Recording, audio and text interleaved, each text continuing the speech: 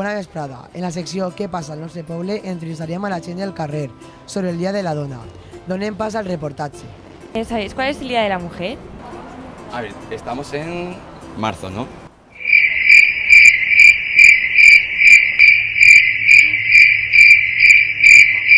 El 8 de marzo. ¿Qué se celebra el Día de la Mujer?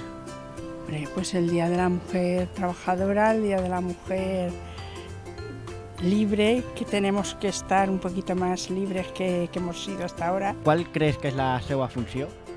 La función es, pues eso, hacer ver a la gente de que la mujer tiene el mismo derecho que el hombre, puesto que es una trabajadora igual y que tiene los mismos derechos. Creus que hi ha igualtat de drets entre els homes i les dones? Eso quieren, que haya igualdad, pero es que no la hay. En realidad falta mucho para llegar a ese sitio.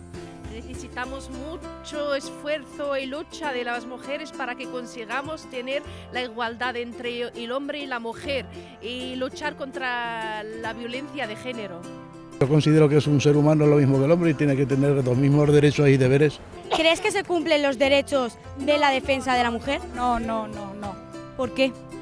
Porque los hombres tienen más poder que las mujeres. ¿Y por qué crees que tienen los hombres más poder? Porque son machistas.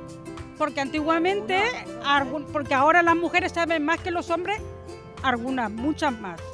Y sin embargo, si están trabajando, cobran menos. En jornada cobran las mujeres menos que los hombres, haciendo el mismo trabajo. Eso es una. Y es verdad, es eso. Y está más mal mirada, que si va escotada, que si va corta, que si la miran, que si... Todo eso. ¿En qué se notan las diferencias?